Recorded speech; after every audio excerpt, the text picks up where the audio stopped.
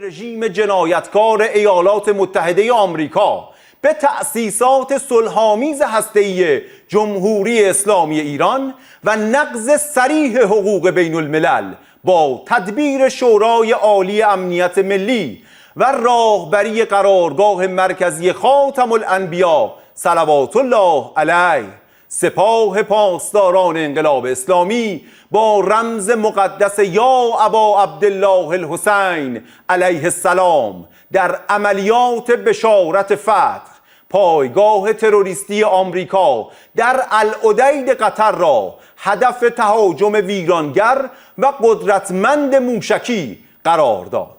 این پایگاه مقر سرفرماندهی نیروی هوایی و بزرگترین دارایی راهبردی ارتش تروریستی آمریکا در منطقه غرب آسیا بوده است.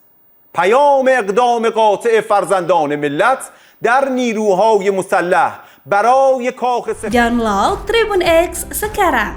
menghadirkan lokal menjadi Indonesia.